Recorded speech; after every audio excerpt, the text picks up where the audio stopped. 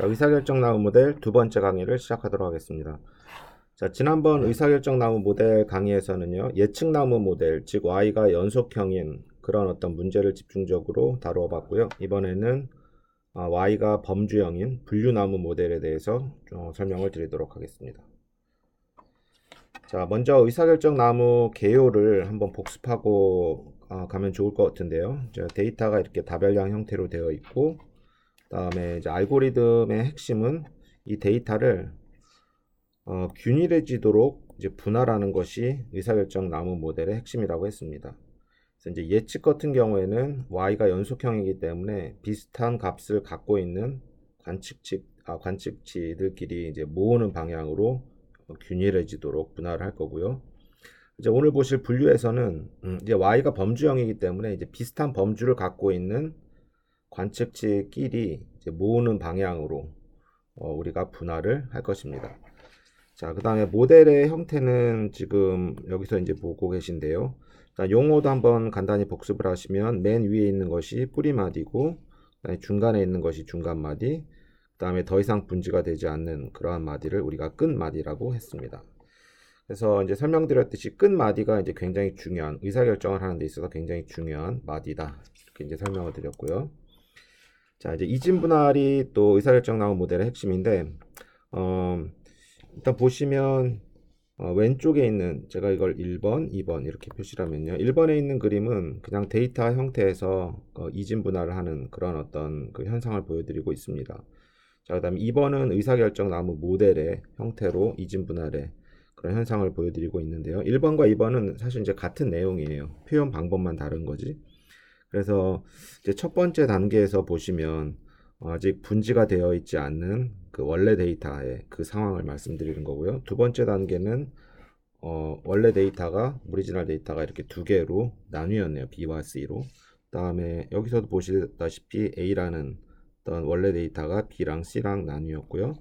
그 다음에 이제 B 부분이 다시 D와 E랑 나뉘음을 보실 수가 있고, 마찬가지로 B 부분이 D와 E로 이렇게 나뉘음을 보실 수 있습니다. 자, 왼쪽 그림에서 이제 작은 박스로 표현이 된다면 원래 하나의 큰 박스가 세 개의 작은 박스로 균일해진 거고 나뉘어진 거고, 그 다음에 이제 두 번째 형태는 이게 끝마디가 되겠는데요. C, D, E가 이제 끝마디가 되겠는데요. 이 끝마디의 개수가 이제 세 개가 됨을 보실 수가 있습니다. 자, 이제 분류나무에 대해서 이제 본격적으로 설명을 드리도록 하겠습니다. 자, 이제 분류 문제라는 거는 y가 어떤 실수, 어떤 연속형 값을 갖고 있는 것이 아니라 이렇게 범주형 데이터를 담고 있는 그런 어떤 데이터입니다. 그래서 이제 여기서는 제가 이제 x 변수는 두 개고요. x1, x2, y는 범주로 표시를 했는데 좀 더 알아보시기 편하게 색깔로 제가 표시를 했습니다. 빨간색 범주, 초록색 범주. 자, 그럼 보시기에 지금 빨간색과 초록색이 굉장히 혼재되어 있습니다. 그래서 의사결정 나온 모델의 핵심은 이 혼재되어 있는 것을 균일한 방향으로 계속 나누는 건데요. 이진 분할을 하는 건데요. 한번 예제를 보여드리도록 하겠습니다. 이렇게 먼저 나눴어요. x1이 t1보다 작냐 크냐에 따라 나눴고요.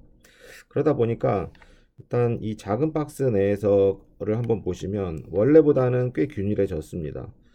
그다음에 이제 두 번째로 왼쪽에 있는 걸 한 번 더 나눠 보겠는데요. 이제 x2가 t2보다 크냐 작냐 이런 기준으로 나눴더니 이제 첫 번째 부분은 이제 초록색이 대부분이고 또 두 번째 부분도 빨간색이 대부분이라서 꽤 균일해짐을 볼 수가 있고요. 다음에 이제 오른쪽 세 번째 부분은 아직도 초록색과 빨간색이 이제 혼재되어 있으니까 조금 더 나눠 보도록 하겠습니다. 자, 이렇게 나눴고요. 그러면 이제 중간 부분은 이제 빨간색이 대부분이니까 괜찮은데 이쪽 부분은 아직도 빨간색과 초록색이 꽤 혼재되어 있는 것 같아요. 그래서 한 번 더 이제 나눴습니다. 그러다 보니까 이제 처음보다는 초록색과 빨간색이 꽤 균일하게 지금 나뉘어짐을 볼 수가 있습니다. 그래서 최종적으로 이렇게 5개 작은 분할 공간으로 나누었다라고 보시면 되겠고요. 자, 이제 이게 모델이에요. 모델의 형태인데, 어떤 예측 모델로서 성능을 발휘하려면 새로운 점이 왔을 때, 이렇게 새로운 점이 왔을 때 이 점이 여기서 이제 분류 문제니까요. 빨간색 범주인지 초록색 범주인지 예측이 가능해야 됩니다. 분류 예측, 즉 범주 예측, 즉 분류가 가능해야 되는데요. 여기서의 이 까만색 점은 빨간색으로 분류를 할까요? 초록색으로 분류를 할까요? 네, 많은 분들이 지금 빨간색이라고 답을 해주시고 계신데요. 네, 맞습니다. 자, 아마도 이제 제가 왜 그러냐고 여쭤보면, 이 R5 지역의 대부분이 지금 대부분이 아니라 모든 그 세 개의 점이 빨간색이기 때문에 이 점으로 들어온다면 이건 빨간색으로 범주 예측, 즉 분류를 하는 것이 맞을 것이다 라고 이제 대답을 하셨고요. 뭐 하나의 더 예제를 들어보면, 그래서 검은색이 여기 있다면, 이 검은색은 초록색으로 분류를 하는 것이 맞다라고 지금 대답하고 계실 텐데요. 그 이유는 뭐냐면 총 6개의 데이터 중에서 5개, 거의 90%에 해당하는 거의 0.9 확률에 해당하는 확률로 초록색이 더 많습니다. 따라서 이 점은 초록색으로 분류를 해주는 것이 이제 맞겠습니다. 이런 것들이 이런 식으로 우리가 이제 분류를 하는 것이 분류나무 모델의 핵심 아이디어입니다. 자, 이제 왼쪽 모양을 우리가 나무 모양으로 한번 표현을 해봤는데요. 이 두 그림은 같은 내용입니다. 표현 방법은 좀 다르지만 같은 내용이라고 했습니다. 그래서 첫 번째 우리가 어떻게 했죠? 자, T1, X1이 T1보다 크냐 작냐에 따라서 한번 나눴죠. 기억나시죠? 그 다음에 X2가 T2보다 작으냐를 따라서 우리가 R1과 R2 지역, 즉 R1과 R2 지역으로 나눴고요. 그 다음에 이제 오른쪽 부분은 X1이 T1보다 크냐 작으냐에 따라서 한번 나눴고, 그 다음 X2가 X4보다 크냐 작으냐에 따라 나눠가지고 가운데 지역인 R3, 그 다음에 R4, R5 지역 이런 식으로 이렇게 5개로 나누었습니다. 다 보시다시피 여기 5개, 왼쪽 그림에서의 5개의 그 작은 분할 박스는 오른쪽 그림에서는 끝마디에 해당하는 것이 되겠습니다. 그래서 이제 왼쪽과 오른쪽은 이제 같은 표현이다. 자, 오른쪽에서도 이제 새로운 데이터가 들어왔을 때 우리가 X1, X2 정보는 있을 테니까 이제 룰을 쭉 탈 겁니다. 그래서 R1서부터 R5 지역, 이 5개 지역 중에 하나에는 속할 테니까 새로운 데이터의 X의 어떤 패턴을 보고 하나의 지역으로 우리가 일단 할당을 한 다음에 그 지역의 majority 클래스, 대다수 범주로 우리가 분류를 하는 것이 분류나무 모델의 기본 아이디어라고 보시면 될 것 같습니다. 자, 그러면 조금 자세하게 이제 설명을 드려볼 건데요. 자, 이제 몇 개 제가 노테이션을 정의를 하고 들어가겠습니다. 자, 첫 번째 각 관측치마다 자, 반응 변수 값. 여기서는 지금 범주 그 분류 문제이기 때문에 범주예요. 제가 여기서 이제 클래스라고 쓰는 거는 범주랑 이제 같은 얘기입니다. 그래서 이 문제는 좀 일반적으로 K개의 범주가 있다, K개의 클래스가 있다라고 이제 생각을 하시면 되겠고요. 자, 그 다음에 RM은 끝노드, 그 터미널 노드 있지 않습니까? 끝마디에, 끝노드에 해당한다고 보시면 됩니다. 그래서 M 이렇게 했고요. 그 다음에 라지 NM은 그 끝노드에 속해 있는 관측치의 개수가 있지 않겠습니까? 그것을 우리가 NM이라고 우리가 표시를 했습니다. 자, 그 다음에 PMK 햇은 끝노드 M에서 K 클래스에 속해 있는 관측치의 비율이다. 이렇게 이제 제가 정의를 했고요. 그 다음에 식은 이런 식으로 계산을 할 수 있습니다. 자, 그래서 각 끝노드마다 어떤 관측치들이 이렇게 쭉 있을 텐데요. 관측치들이 이렇게 쭉 있을 텐데 이 관측치가 첫 번째 클래스일 수도 있고 두 번째 클래스일 수도 있습니다. 그러면 이 총 관측치 개수 중에 이 해당 끝 노드에 있는 모든 관측치 중에 첫 번째 클래스에 해당하는 것이 몇 개 있는지 그 비율을 보는 것이 지금 PMK 해시라고 보시면 됩니다. 그래서 이 예제에서 보면 제가 동그라미랑 지금 뭐 다시 한번 이렇게 기호로 하지 말고 제가 1, 1, 1, 그 다음에 0, 0. 그래서 총 5개의 데이터가 이 끝 노드에 있는데 이 중에서 1에 해당하는 1번 범주에 해당하는 관측치는 3개이니까 5분의 3이 되는 거고요. 그 다음에 0에 해당하는 거는 2개니까 5분의 2다.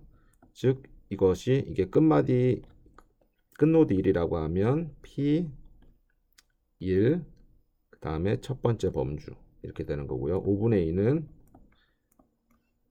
끝마디 죄송합니다. 끝노드 1의 두 번째 범주이니까 P12 해시 되는 겁니다. 자, 그러면 이제 끝노드 M으로 분류된 관측치는 우리가 KM 범주로 분류를 한다, 클래스로 분류를 한다 이렇게 얘기를 했는데, 이거는 앞서 설명했던 그런 어떤 우리가 머저리티로 분류를 하겠다라는 그런 내용을 우리가 이렇게 기호로 표시를 한 겁니다. 그래서 이제 여기서 보시면 예를 들어서 한번 보시면 제가 한번 예를 들어 볼게요. 세 개의 클래스가 있다. 그다음에 이제 끝 노드는 1이다. 그래서 P11이 0.6이고 그다음에 P12가 0.3이고요. 그다음에 P13가 0.1이다. 이렇게 이제 나와 있다면 지금 이제 끝노드 1에서 첫 번째 클래스가 0.6, 약 60%의 비율로 포함되어 있는 거고요. 그 다음에 두 번째 클래스는 0.3, 세 번째 클래스는 0.1 이렇게 표현되어 있는 겁니다. 그래서 여기서 argmax를 취한다라는 것은 argmax p의 값들을 취한 거 0.6, 0.3, 0.1. 그럼 뭐죠? 제일 큰 값은 이제 0.6이지 않습니까? 그런데 여기서 이제 0.6을 내뱉는 게 아니라 우리는 argmax 0.6이 속해 있는 클래스를 최종적으로 내뱉는 겁니다. 그래서 이게 1번 클래스니까 여기서 1 이렇게 표현을 할 겁니다. 그래서 이제 이 끝 노드로 오면 새로운 관측치가 끝 노드 1로 오면 이 새로운 관측치는 1번 클래스, 1번 범주로 우리가 분류, 즉 범주 예측을 하게 되는 겁니다.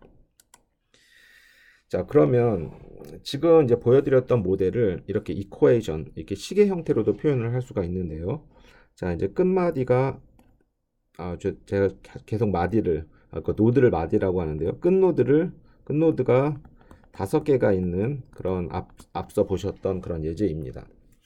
자, 그러면 이제 5개니까 5개 이렇게 합으로 되어 있고요.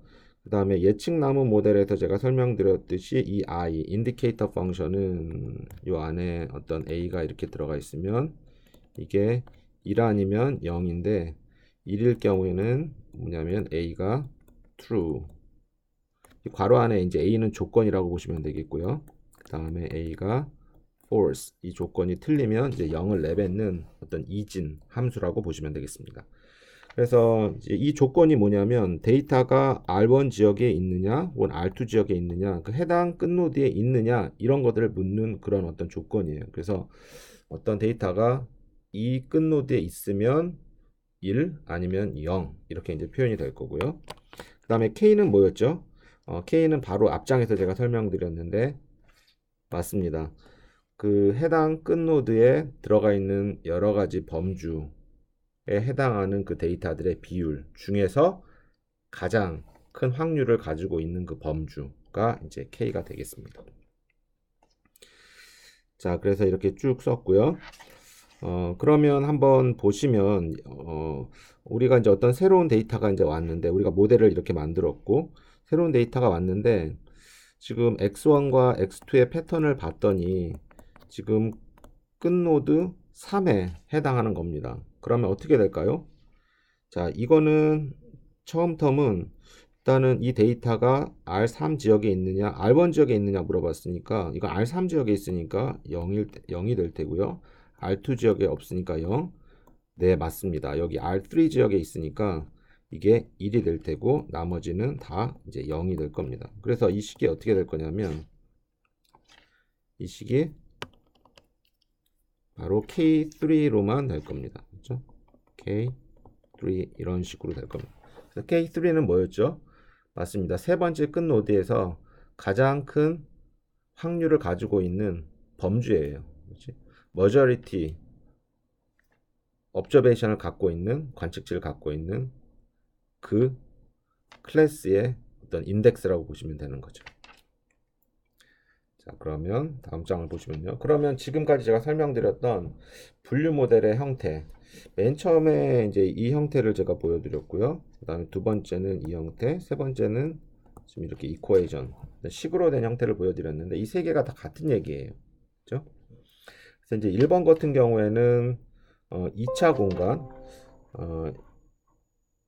1번 같은 경우에는 2차원 공간에서까지만 2차원 혹은 이제 3차원까지는 보여드리겠죠. 보일 수 있겠죠. 3차원 공간까지만 보여드릴 수 있는 거고, 그 이제 4차원, 5차원에서는 이제 보여드릴 수 없는 그런 이제 표현 방법이고, 그다음에 두 번째랑 이제 세 번째는 차원에 관계없이 이제 볼 수 있는 그런 이제 식인데, 조금 더 이제 그래피컬하게 조금 더 이제 해석이 이제 쉬운 그런 표현 방법은 이제 2번이 이제 되겠습니다. 그래서 많은 이제 프로그래밍 언어라든지 그다음 소프트웨어에서 의사결정 나무의 최종 결과를 보여주는 형태는 2번이 이제 많다라고 하겠습니다. 자, 그러면 이제 분류 모델에 대한 어떤 기본적인 거는 이제 설명을 드렸고요. 자, 그럼 분류 모델을 우리가 이제 만들어야 되는데, 모든 모델에는, 예측 모델에는 제가 이제 비용 함수, cost 펑션이 있다라고 했습니다. 자, 그래서 예측 모델에서는 그 비용 함수가 비교적 직관적으로 정의가 됩니다. 왜냐하면 실제 y 값이 있기 때문에 우리가 어떻게 했습니까? 실제 y 값과 모델에서부터 나온 y 값, 즉 fx, 이 두 차이의 제곱의 합, 뭐 이런 식으로 비용 함수가 정의가 됐습니다. 근데 이제 분류 모델에서는 이 y가 실제 값이 아니라 범주이기 때문에 어떤 이 차이를 계산한다라는 게 의미가 없어요. 무의미해요. 그래서 이제 다른 식으로 정의를 하는데, 주로 이제 분류 모델에서 정의하는 비용 함수는 이렇게 크게 세 가지가 있다. 자, 미스클래시피케이션 레이트는 이제 이게 실제 y 범주고 km이 우리가 모델에서부터 나온 범주니까, 이 실제 범주랑 모델에서부터 나온 범주가 얼마만큼 잘 매칭이 되었는지 그걸 보는 거예요. 그렇죠? 그래서 최대한대로 잘 매칭되기를 원하겠죠. 그래서 매칭되지 않는 것을 우리가 최소화하고 싶습니다. 그래서 이제 첫 번째 비용 함수고요. 자, 두 번째, 세 번째는 이제 확률 갖고 이제 계산하는 건데, 두 번째는 지니 인덱스라는 어떤 비용 함수고, 세 번째는 크로스 엔트로피라는 이제 비용 함수라고 보시면 됩니다. 자, 그래서 이제 그림을 이렇게 쭉 보셨는데요. 여기서 보면 이제 x축은 p예요. 여기 이제 p, p에 해당하는 것들이 이제 x축에 있고, 이 p가 0에서부터 1, 즉 p는 확률이니까요. 0에서부터 1까지 바뀜에 따라 가지고 이 값들이 비용함수 값들이 어떻게 변화하는지를 이렇게 쭉 보여주고 있습니다.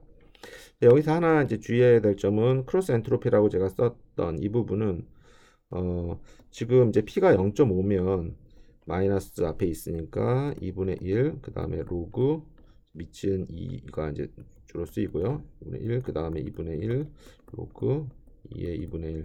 이렇게 하면 이게 이제 1이 되거든요. 근데 이제 여기 0.5라고 되어 있는데, 이제 원래 1이 맞고요. 그 다음에 이제 크로스 엔트로피를 약간 이제 스케일을 할 수가 있습니다. 그래서 이제 0.5가 최대가 되도록 이제 스케일을 할 수가 있기 때문에, 여기서의 그 엔트로피는 약간 스케일된 엔트로피다, 이렇게 이제 보시면 좋을 것 같습니다. 그래서 아마 이제 y축을 맞추기 위해서 이런 식으로 이제 표현하는 그런 그림인 것 같습니다. 자, 그러면 이제 분류나무를 할 때 우리가 이제 분류나무를 이런 식으로 이제 만들어 나갈 텐데요. 이제 분할 변수랑 분할점은 어떻게 결정할까? 우리가 예측 나무에서도 같은 의사결정 문제가 있었습니다. 그래서 분할 변수라는 건 뭐냐면, 여기서 이제 x1, 우리가 이제 x 변수가 굉장히 많은데요.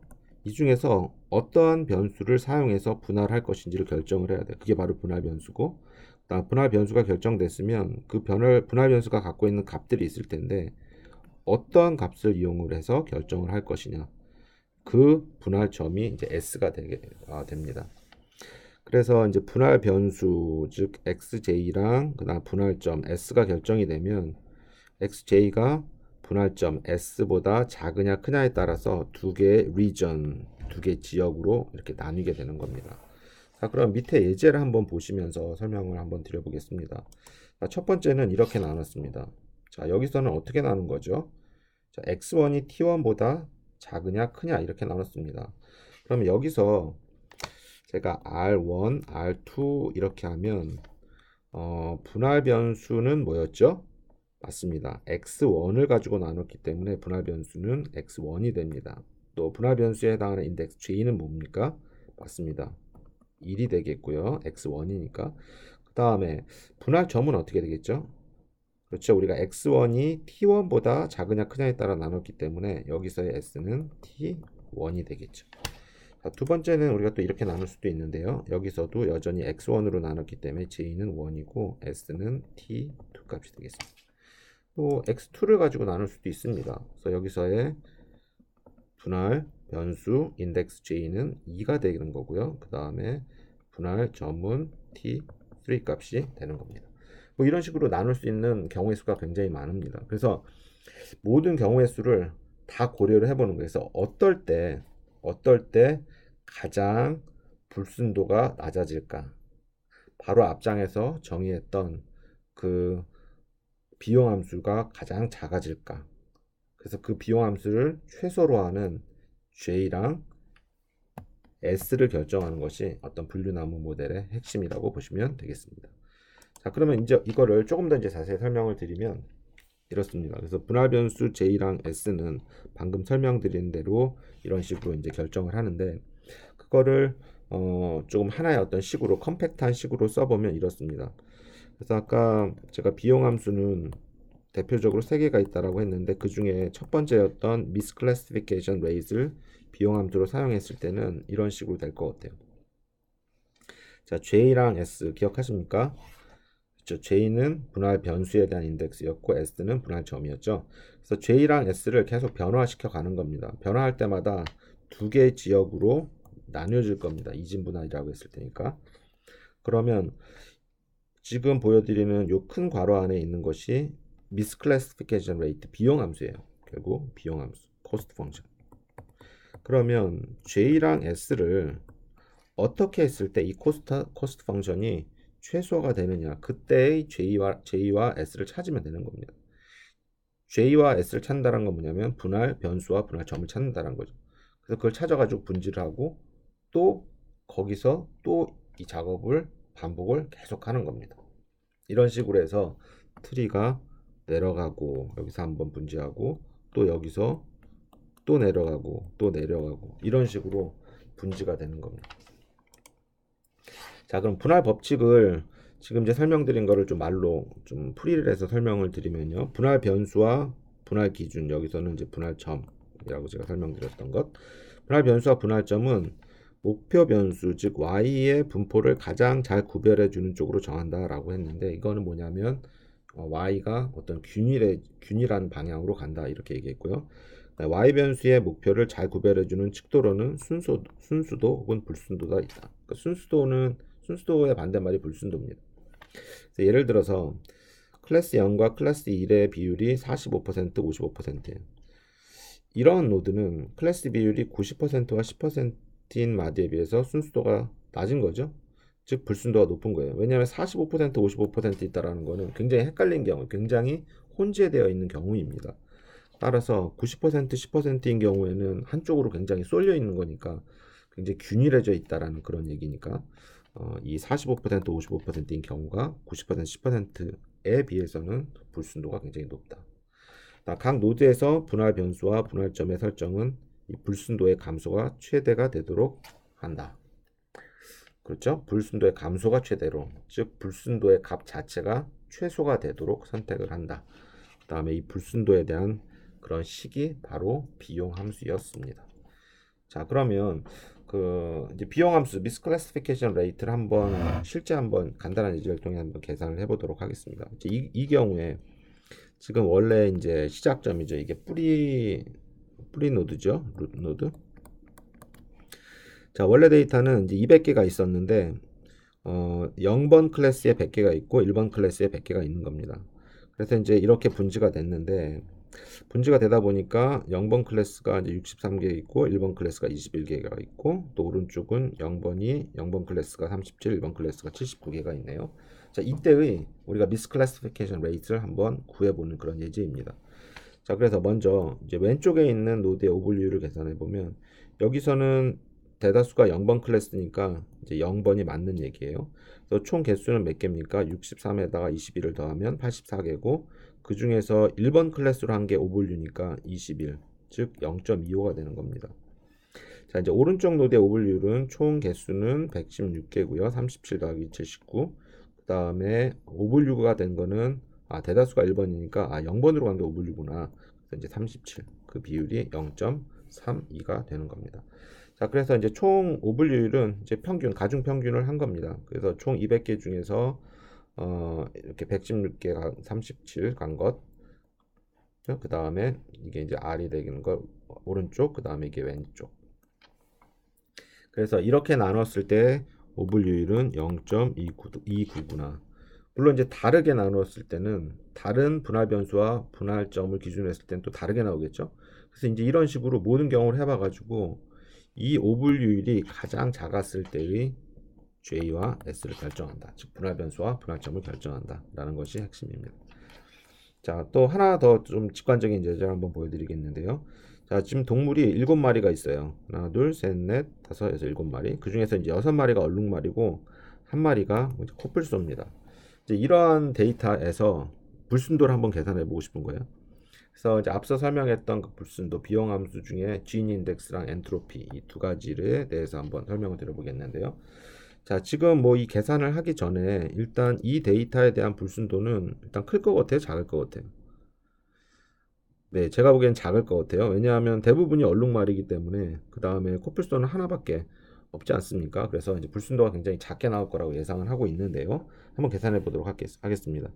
그래서 지니 인덱스 같은 경우에는 어, 이런 식으로 계산한다라고 했는데 지금 여기서의 클래스는 몇 개입니까? 두 개예요. 얼룩말, 그 다음에 코뿔소. 범주가 두 개인 그런 예지죠. 이제 첫 번째 범주, 즉 얼룩말의 확률이 얼마입니까? 7마리 중에 6마리. 1 마이너스 얼룩말의 확률 1 마이너스 7분의 6이니까 7분의 1, 7분의 1. 그 다음에 코뿔소에 대한 것 7분의 1, 1 마이너스 7분의 1이니까 7분의 6에서 0.2449가 나왔네요. 자, 지니 인덱스 같은 경우에는 아까 0에서 0.5 사이. 그래서 이제 0.24하면 한 이 정도의 어떤 불순도를 갖고 있다라고 이제 보시면 되겠고요. 자, 엔트로피도 마찬가지죠. 엔트로피도 첫 번째 클래스인 얼룩말이 7분의 6, 7분의 6, 그 다음에 두 번째는 코뿔소는 7분의 7분의 1 계산하면 0.1781 이렇게 나옵니다. 자, 엔트로피는 이제 1에 가까울수록 되게 이제 안 좋은 거라고 하지 않았습니까? 근데 이제 이거는 0.1781이니까 이제 굉장히 좀 작다 이렇게 이제 보실 수가 있겠고요. 이것도 이제 0.5보다 좀 작기 때문에 이것도 이제 불순도가 꽤 작다 이렇게 이제 볼 수가 있겠습니다. 자, 그 다음에 이제 제가 인포메이션 게인이라는 그런 개념을 이제 설명을 드리면서 마무리를 짓고 싶은데요. 인포메이션 게인은 굉장히 중요한 개념입니다. 그래서 이제 먼저 인포메이션 게인을 설명드리기 위해서 엔트로피를 정의를 해야 되는데 엔트로피는 뭐 이런 식으로 정의를 한다라고 이런 식으로 정의를 하죠. 그래서 이제 확률의 마이너스. 그 다음에 이 C는 범주의 개수, 클래스의 개수 이런 식으로 됐고요. 자, 뭐 이 식을 한번 예제를 통해 보여드리겠습니다. 그래서 총 4개의 데이터가 있는데 그 중에 플러스 클래스가 9개고 마이너스 클래스가 5개인 이러한 데이터의 엔트로피는 어떻게 계산하느냐 그 예제를 보여드리고 있는데요. 자, 이 식을 그대로 이용을 하면 됩니다. 자, 첫 번째 플러스 클래스는 총 14개 중에 9개가 들어있어서 14분의 9가 되겠고 그 다음에 마이너스 클래스는 5개 있으니까 14분의 5 그래서 여기서는 0.94 꽤 1에 가깝죠. 보시면 이제 플러스랑 마이너스가 9개, 5개 있기 때문에 이 정도의 데이터에 대한 불순도는 한 0.94 정도 되는 거네요. 꽤 혼재되어 있는 경우죠. 자, 그래서 이제 엔트로피에 대해서 이제 설명을 드렸고, 이제 인포메이션 게인은 뭐냐면 이제 엔트로피를 그냥 이용하는 겁니다. 그래서 이제 게인이라는 거는 뭐 어떤 정보를 얻는 정도 이렇게 했기 때문에 인포메이션이 게인이 크면 뭔가 조금 정보를 많이 얻는 그런 이제 개념일 것 같아요. 그래서 보시면 특정 변수를 사용했을 때 엔트로피의 감소량, 즉 엔트로피는 무질서도지 않습니까? 맞아요. 여기서 보면 우리 분류나무 모델에서 보면 그 혼잡도예요. 무질서도. 그래서 무질서도를 어떠한 변수가 크게 감소를 시켰다면 그 변수는 굉장히 중요한 변수일 거라는 그런 생각을 갖고 있습니다. 그래서 인포메이션 게인은 어떻게 계산하냐면 이런 식으로 이제 계산을 하는데요. 이제 총 데이터, 즉 S는 이제 우리가 갖고 있는 전체 데이터를 보시면 돼요. 이 전체 데이터에서 특정한 변수 A를 사용했을 때 얼마만큼 엔트로피를 감소시켰는지 빼기로 이제 표현을 했습니다. 그래서 이제 이게 크면 해당 변수가 엔트로피를 많이 감소시켰기 때문에 중요한 변수다 이렇게 이제 판정을 내릴 건데요. 한번 실제 예제를 통해 보여드리는 것이 훨씬 빠를 것 같습니다. 지금 이제 간단한 데이터가 있는데요. 지금 x 변수는 x1, x2, x3, x4 네 개가 있고 이제 y가 하나 있습니다. 이 데이터는 뭐냐면 그 날씨에 따라서 날씨의 조건에 따라서 밖에서 우리가 플레이를 할지 운동을 할지 말지 이걸 보여주는 그런 데이터라고 보시면 돼요. 자, 그럼 첫 번째만 설명하면 아웃룩 날씨가 이제 써니하고 템퍼러처 온도가 좀 덥고 또 습도가 좀 꽤 높고 그 다음에 바람이 없으면 이럴 경우에는 밖에서 야외 활동을 하지 않았네요. 뭐 이런 얘기입니다. 자, 그러면 제가 인포메이션 게인은 이 각 변수의 어떤 중요도를 계산할 수 있는 척도라고 했는데요. 그러면 한번 이 윈드에 대한 인포메이션 게인을 계산해 보는 그런 예제를 한번 보여드리도록 하겠습니다. 자, 그러면 지금 y가 이제 기준인데요. y가 지금 두 개의 클래스입니다. yes 혹은 no.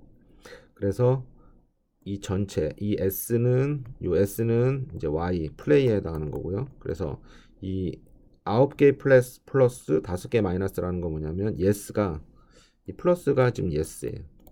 그다음에 마이너스가 no고 즉 플레이에서 yes가 9개 있고 no가 5개 있다라는 그런 소리입니다. 그 다음에 S-force, S2라는 건 뭐냐면 이제는 이제 우리가 윈드에 대한 인포메이션을 개인을 구할 거니까 이 윈드에서 이 force가 총 몇 개가 있냐면 8개가 있어요. 8개가 있는데 총 8개가 있는데 force가 총 8개가 있는데 그 중에서 이 플레이가 yes인 경우가 몇 개 있었냐면 6개가 있고 8개 중에 no인 경우가 2개가 있는 경우예요. 됐죠? 자, 그 다음에 윈드에서 이렇게 true인 경우가 총 6개가 있어요. 세어보면 그 중에서 플레이가 yes인 경우가 3개 있고 no인 경우가 이렇게 3개가 있습니다. 자, 그러면 이제 우리가 계산을 할 건데요.